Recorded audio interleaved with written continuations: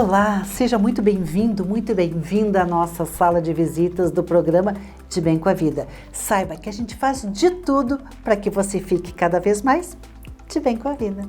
Sempre com o apoio da Associação Brasileira do Cidadão Sênior, web produtora. O seu negócio pode crescer com as redes sociais. Casa de Escriba. Você tem um sonho de escrever o livro? A Casa de Escriba pode transformar o seu sonho em realidade. E da Federação das Câmaras dos Dirigentes Lojistas, Rio Grande do Sul. Confere só o que nós produzimos para você. Em primeira mão, casamento a partir dos 70 anos de idade com novas possibilidades contratuais. Os advogados Regis Santiago de Carvalho e Roberto Cunha antecipam. Leishmaniose visceral canina, doença silenciosa vem vitimando nossos amigos de Patas. Conversa esclarecedora com o médico veterinário Tiago Reis Conceição. Você tem escutado seus hormônios? Eles têm muito a dizer. Uma conversa pra lá de agradável e reveladora sobre menopausa com a consultora Leila Rodrigues. Imperdível.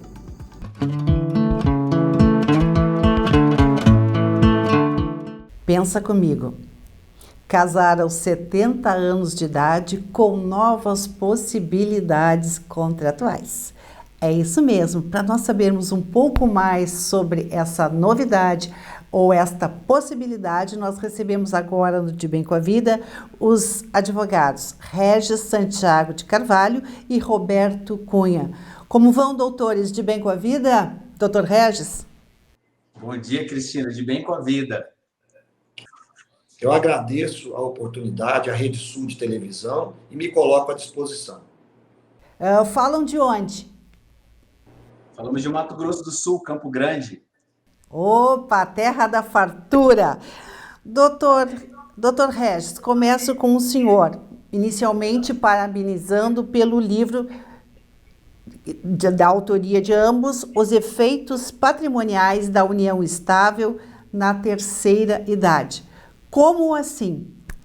Então, Cristina, o que acontece? O Código Civil brasileiro ele estabelece 5 regimes de bens, dentre os quais um deles é o que nós chamamos de regime de separação obrigatória, né?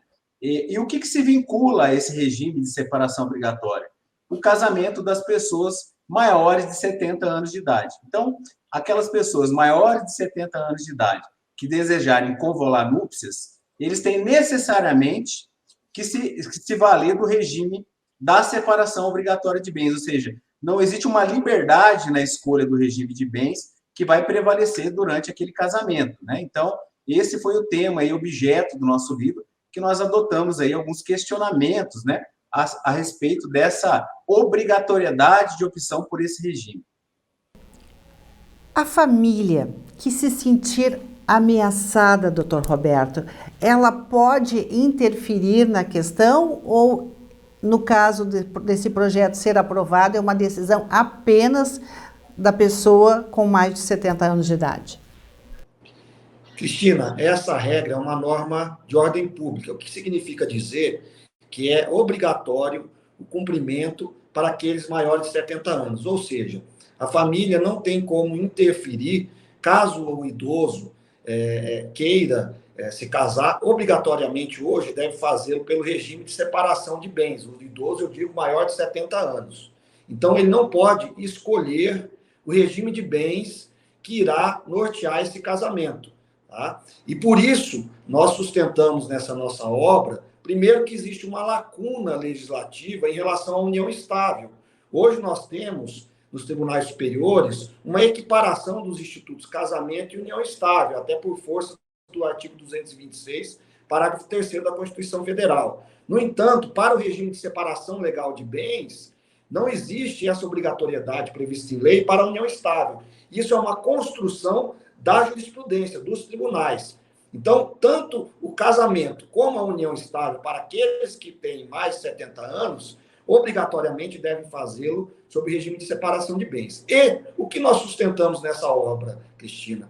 Existe uma patente inconstitucionalidade desse dispositivo é o artigo 1641, inciso 2 do Código Civil, que prevê que esse casamento de maior de 70 anos deve ser do regime de separação de bens. Por quê? Porque é um direito disponível, é um direito patrimonial. A pessoa, a partir do momento que ela está no pleno gozo das faculdades mentais, independentemente da idade, e se tratando de um direito disponível patrimonial, tem o direito de escolher o regime de bens que vai nortear aquele casamento. Então, respondendo a sua pergunta, os familiares não podem interferir neste caso.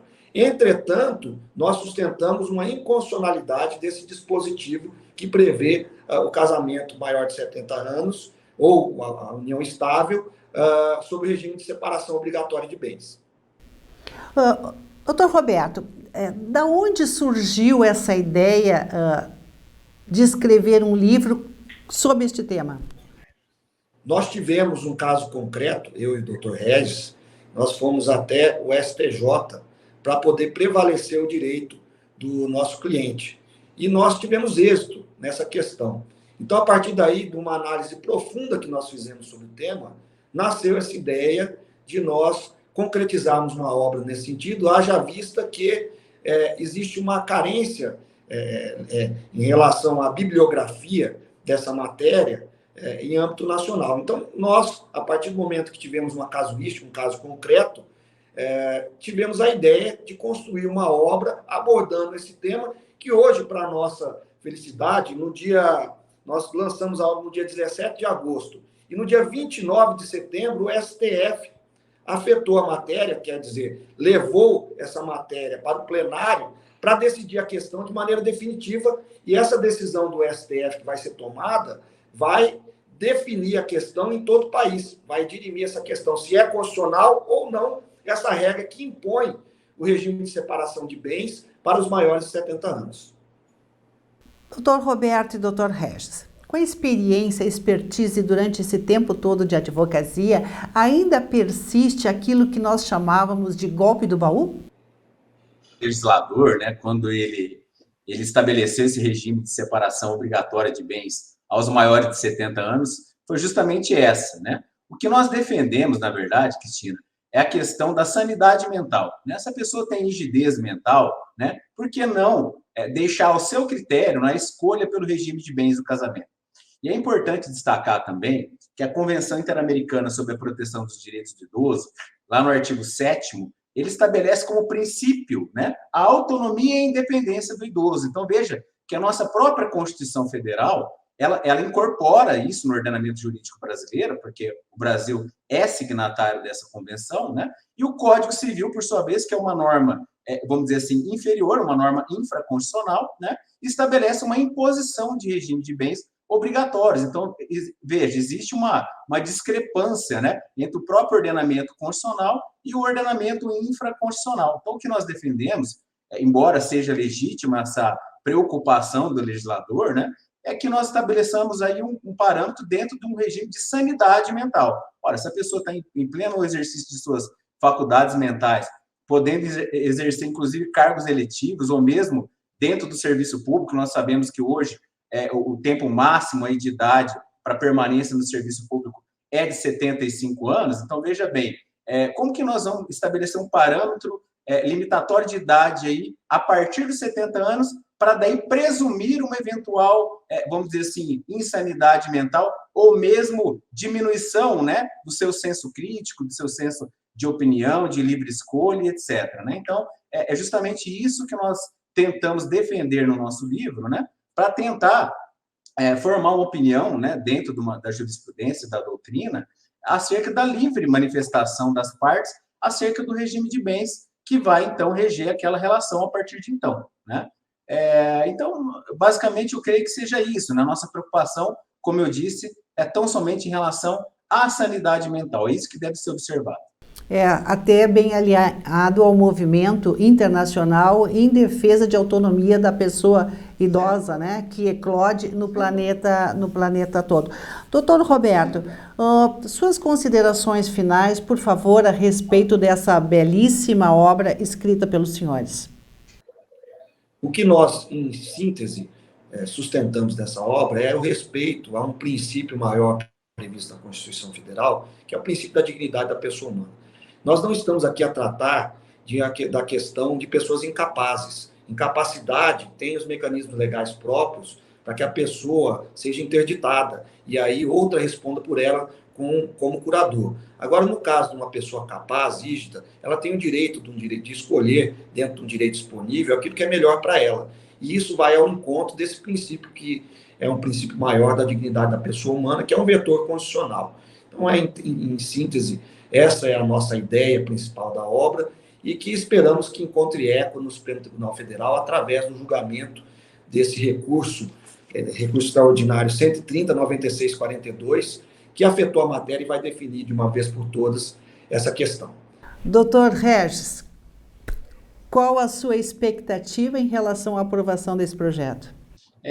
Nós temos uma expectativa muito grande, Cristina, como eu te falei, nós temos aí fundamentos constitucionais, né, até de tratados internacionais, etc.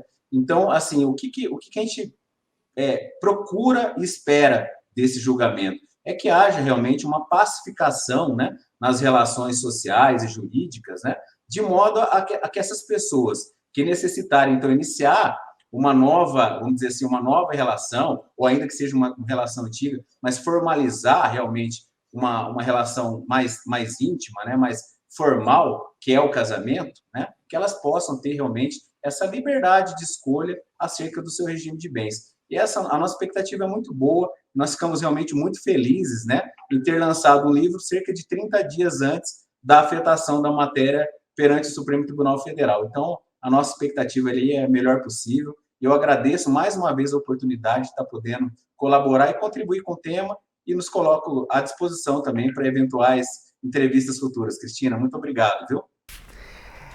Este tema com certeza vai dar o que falar e o que comemorar, porque nós podemos sim formalizar novas uniões com decisões contratuais. Muito obrigado pelos esclarecimentos e pela presença no De Bem com a Vida, o advogado Regis Santiago de Carvalho e eu também, advogado Roberto Cunha. Muito obrigado, gratidão.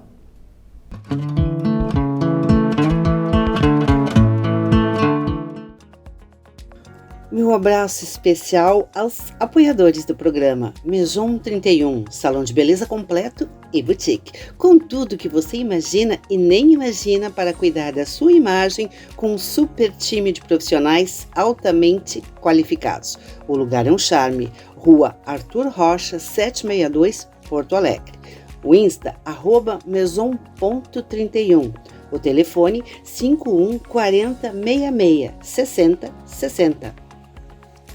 Serginho Viamonte, cabelos lindos e inspiradoramente cuidados. Todos os caminhos levam às mãos do Hair Serginho Viamonte. No Instagram, @Serginho Viamonte Oficial. Telefone 51 40 66 60 60. Quer lançar o seu e-book? Fale com a Kaizen. Eficácia, eficiência e atendimento personalizado para a produção do seu e-book. Entre em contato pelo telefone WhatsApp 519-9863-2790. Flávia Vieira, capacitação e treinamentos para que a sua empresa venda mais e negocie melhor. Faça o contato através do WhatsApp 98207-2259 com o prefixo 51. Você tem um sonho de escrever um livro? A Casa de Escriba vai lhe ajudar a tornar este sonho uma linda realidade. A Casa de Escriba organiza desde a escrita, a história, passando pela formatação, editoriação, imagens, fotografia, impressão e colocação nas melhores lojas do mercado, seja ele no formato físico ou no formato e-book. E de brinde, ainda uma bela campanha de divulgação para que o seu livro seja lido, apreciado e comentado. Este sonho de escrever um livro está a um clique de se tornar realidade. Se esta ideia faz sentido para você, Entre em contato através das redes sociais ou através do nosso WhatsApp 55 519 91 15 20 90.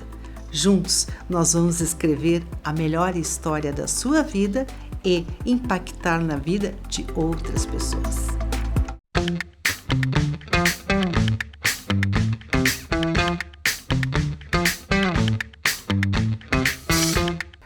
Nós vamos falar agora sobre um assunto bem importante. Tem relação com os nossos pets e também com uma doença silenciosa que vem vitimando os nossos amiguinhos de pata. Para aprofundar este tema, nós recebemos agora o médico veterinário Tiago Reis Conceição. Dr. Tiago é diretor do Prontovet Hospital Veterinário. Como vai, Dr. Tiago? O senhor está de bem com a vida? Tudo bem, de bem com a vida, muito de bem com a vida. Assim estimo. Doutor Tiago, explica para nós, por favor, o que vem a ser leishmaniose, além de ser uma palavra difícil.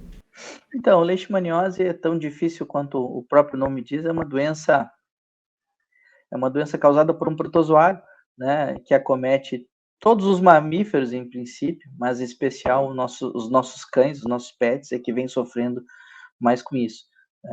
Enfim, ela é transmitida por um mosquito, né, que pica o cão, pica o ser humano e acaba fazendo esse estrago todo aí, silencioso, como tu mesmo disse, né, e por ser silencioso, de progressão lenta, e aí acaba, com essa progressão lenta, acaba se espalhando de uma maneira silenciosa e causando grandes perdas para nós e para os nossos pets.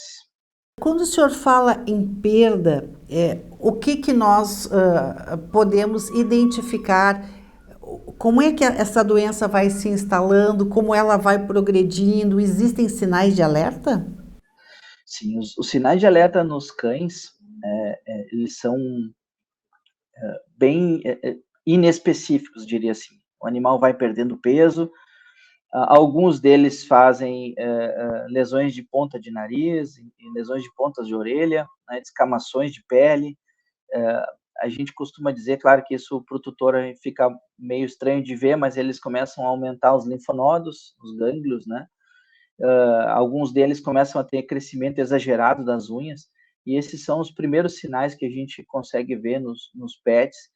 Além do que, né, tem muitos casos positivos que são assintomáticos, por isso que a gente acaba alertando para as pessoas testarem sempre, mesmo que o animal não tenha sintoma.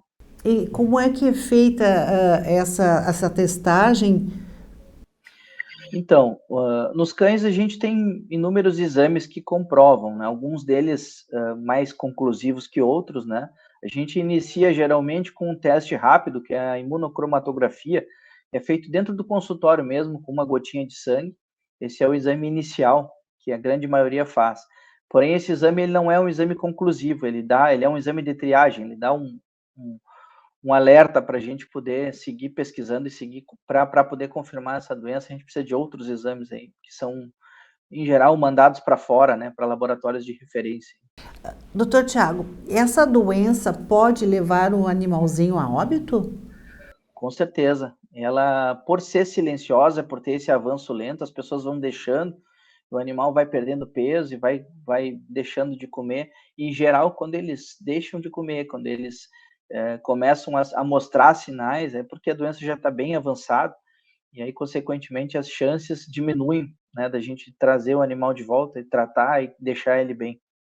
Nossa, olha só, a gente quase não ouve falar e o estrago é bem intenso. A gente não ouve falar, até porque é uma doença muito mais comum do meio do Brasil para cima, né? Centro-Oeste, Nordeste, dali para são as regiões que são onde a doença é mais comum. E aqui no Sul ela ainda é muito negligenciada, porque se diz que, por ser uma região mais fria, a proliferação dos mosquitos não é tão grande, mas, enfim, a gente tem muitos casos aqui na Grande Porto Alegre, inúmeros casos. Né? E temos que estar alertas aí para a gente poder combater isso aí. Especialmente em função desta variação de clima, né, doutor Tiago? E eu já lhe pergunto o seguinte, existe algum risco de transmissão para os humanos? Pois então, esse é um ponto chave que eu bato muito, né? Inclusive, eu tenho muito contato com o pessoal de vigilância sanitária, eu vou atrás, né, do que estão atendendo, do que estão diagnosticando nos humanos, e isso me preocupa bastante. Recentemente, eu tive no Centro de Vigilância Sanitária aqui do Estado, conversando com a autoridade máxima aí na leishmaniose, e eles me passaram alguns dados importantes. Os testes rápidos para humanos, eles existem em grande quantidade disponíveis nos postos de saúde ou disponíveis no centro de vigilância sanitária para serem colocados nos postos de saúde, e eles são muito pouco utilizados. Então, pela quantidade de animais positivos, a gente deveria ter muito mais quantidade de pessoas positivas. O problema é que a doença ela é muito negada, ela é muito negligenciada pelos médicos, e como ela é uma doença de diagnóstico específico, precisa ser testada de uma maneira específica para ser diagnosticada, muitas vezes ela é subdiagnosticada, como a gente chama, né? Então, tem muito poucos casos diagnosticados no estado em seres humanos. E o que chama atenção é para os sintomas dos seres humanos. Os sintomas nos seres humanos iniciam com febre e dor no corpo. Qualquer doença causa febre e dor no corpo. Se uma pessoa hoje de uma zona mais pobre da cidade vai num posto de saúde com febre e dor no corpo, a última coisa que eles vão pensar é leishmaniose. A última coisa que eles vão testar, né, é leishmaniose, que dirá um hemograma fazer, né? Então, a gente tem, na minha visão, tem muito subdiagnóstico, né? Tem muito pouca procura.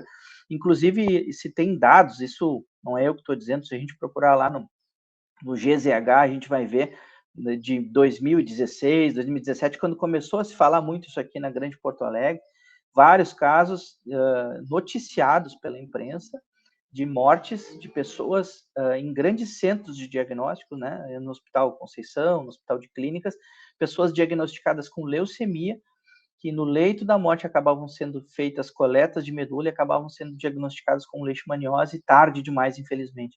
Então, isso é muito grave. Como ela é uma doença que se confunde com outras, né, com leucemia, enfim, nem todo ser humano tem lesão de pele clássica, né? Então, existe um dado muito importante científico que diz em regiões endêmicas, né, tipo Nordeste, Centro-Oeste, as pessoas precisam ir ao médico em torno de 11 a 12 vezes para um médico desconfiar de leishmaniose. E isso é que torna ela letal, porque a pessoa vai no médico, está com febre, dor no corpo, toma um paracetamol, uma dipirona. Vai no médico de novo, está com dor no corpo, manda para casa com um outro anti-inflamatório. E assim vai. Isso são dados científicos, não é eu que estou dizendo, né? Então, isso é muito grave, porque quando o médico acaba desconfiando da doença, muitas vezes já é tarde demais.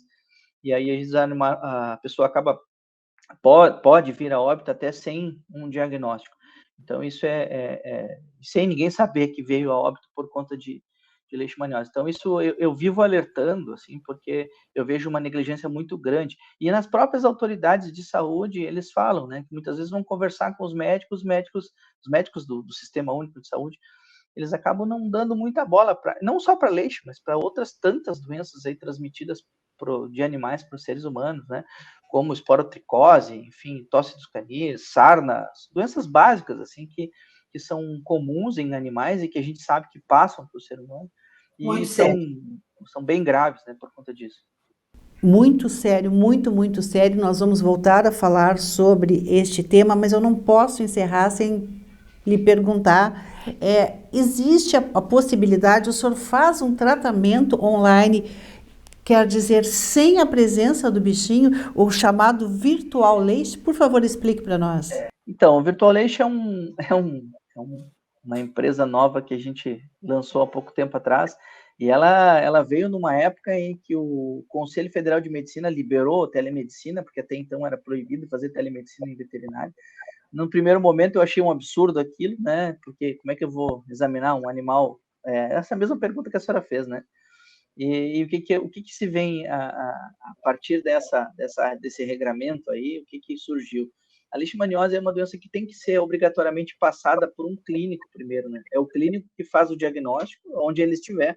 Eu tenho paciente na Bahia, Minas Gerais, São Paulo, em tudo que é lugar do Brasil, eles fazem o diagnóstico inicial, a gente faz a telemedicina, faz a orientação dos demais exames que precisa, eventualmente, e aí acaba orientando exames, vacinas, tratamentos via online, em conjunto com o técnico da região onde o animal estiver alocado. Então, trazendo conhecimento, tecnologia para a volta dos animais, especialmente com leishmaniose. Diante de uma situação grave, né, que a gente quase não sabe, mas vamos voltar a falar, como eu lhe disse, nós temos então também um atenuante que agora podemos ter uma consulta com um médico veterinário online. Dr. Tiago, foi um prazer recebê-lo no De Bem com a Vida. Muito obrigada. Web Produtora, o seu negócio pode crescer com as redes sociais.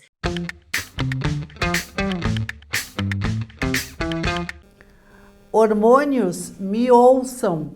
E você, está escutando o que diz os seus? Pois para falar sem meias palavras sobre menopausa, nós recebemos a escritora Leila Rodrigues, que, aliás, é a primeira mulher no Brasil a escrever sobre a sua própria menopausa. Neila, ela também é palestrante e consultora na área da menopausa, além de autora do livro Hormônios, me ouçam. Como vai você, Leila, de Bem com a Vida, e fala de onde? Eu vou muito bem, Cris, de Bem com a Vida, sim. Eu falo de Divinópolis, Minas Gerais. Tá de bem com a vida? Sou de bem com a vida, eu sou de bem com a vida, sim. Mesmo com a menopausa, eu sou de bem com a vida. Então, já aproveito e te pergunto, Leila, qual é a diferença prática entre menopausa e climatério, por favor? Sim, climatério é todo o período de sintomas, é a partir do momento que começa a sua queda hormonal. A menopausa mesmo é um dia na vida da mulher, contabilizados, 12 meses ininterruptos sem menstruar. Aí pode-se dizer que você fez a menopausa. Nos Estados Unidos, o termo climatério foi abolido, só se usa a palavra menopausa, mas aqui no Brasil a gente ainda faz essa divisão entre menopausa e climatério. Tu estás agindo pioneiramente, ou seja, a primeira mulher no Brasil a falar sobre um tema no qual 35% das mulheres que passam por esse período simplesmente não querem falar. Por que elas não querem falar sobre menopausa, Neila? Ah, sim, Cris, elas não querem falar, porque o assunto ainda é um grande tabu. A menopausa, ela ainda traz aquela, né, questão de finitude. Eu não sou mais uma mulher produtiva. Isso ainda é muito pesado para muitas mulheres. E tem um dado importante, interessante nesse número, nessa estatística, que principalmente as solteiras, as disponíveis para relacionamentos, essas têm mais vergonha ainda de dizer, de falar que estão na menopausa, elas evitam falar, não querem tocar no assunto. Então, ainda é um grande tabu, a gente ainda enfrenta o tabu da menopausa pelas próprias mulheres. Olha isso. E além da questão preconceito, Neila, quais são os sintomas que, com toda a modernidade, continuam afetando as mulheres que estão nesta fase? Olha, o sintoma que mais é atribuído à menopausa é o fogacho, o calorão. Mas ele é o que as pessoas veem, né? O que incomoda, ele acontece muito à noite. Então, ele é o marco da menopausa, é o fogacho. Mas existem sintomas físicos, psíquicos, e existem, que a gente chama de sintomas invisíveis, que na verdade são recorrências da falta do hormônio e que a mulher precisa tratar. Então é muito importante que se fale que mesmo aquela mulher que aparentemente não tenha sintomas, Cris, essa mulher precisa ser tratada, porque os hormônios, eles exercem várias funções no nosso organismo.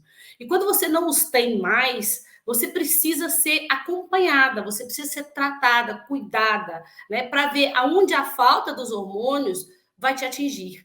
Então, cada mulher vai ter o seu sintoma, a sua intensidade, né? O fogacho é essa representação máxima do climatério, mas hoje a gente tem catalogados, são aproximadamente 70 sintomas.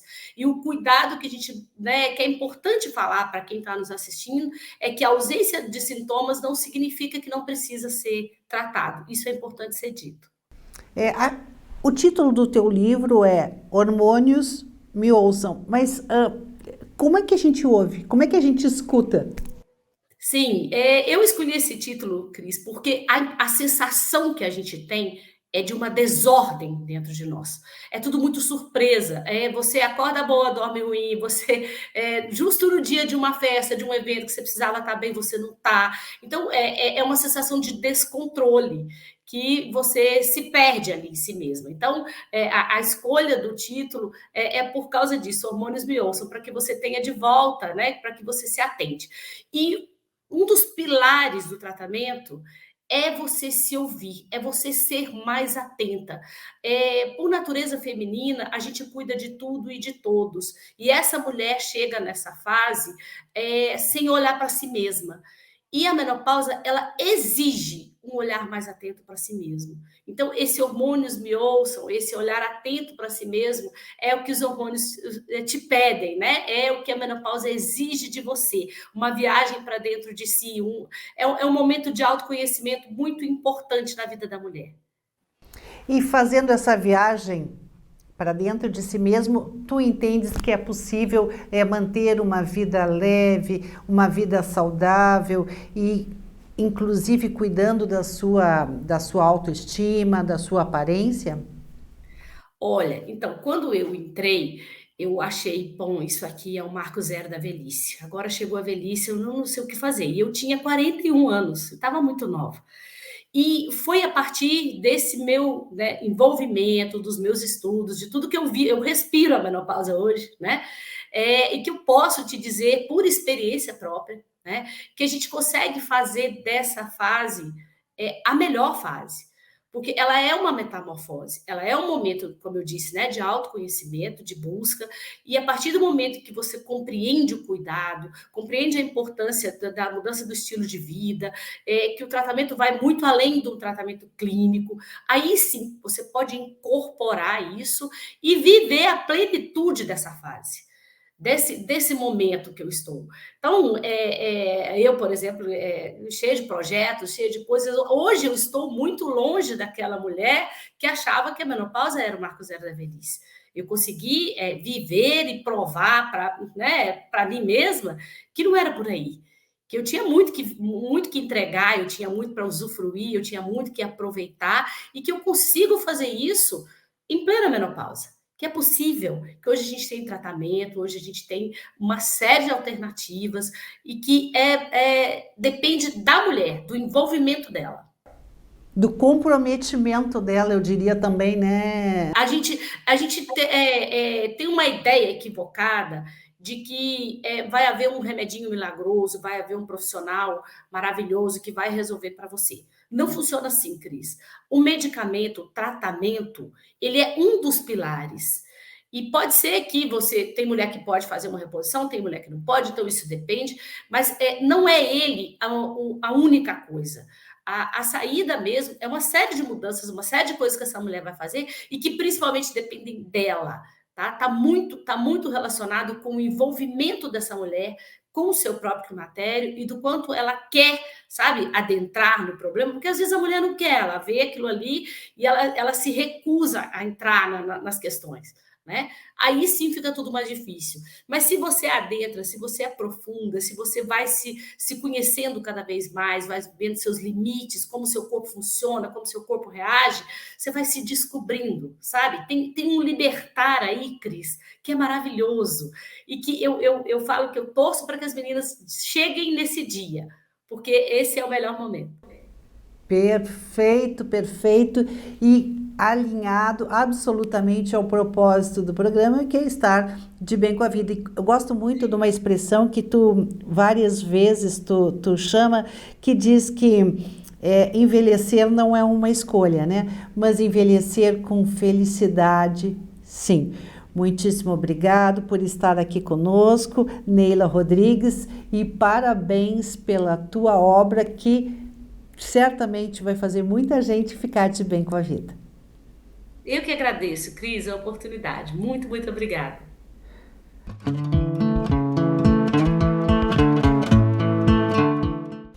O De Bem com a Vida vai ficando por aqui, agradecendo muitíssimo o prazer e a honra da sua companhia. Tenha uma excelente semana e até o nosso próximo encontro. sempre com o apoio da Associação Brasileira do Cidadão Sênior. Web Produtora, o seu negócio pode crescer com as redes sociais. Casa de Escriba, você tem um sonho de escrever um livro? A Casa de Escriba pode transformar o seu sonho em realidade. E da Federação das Câmaras dos Dirigentes Lojistas, Rio Grande do Sul.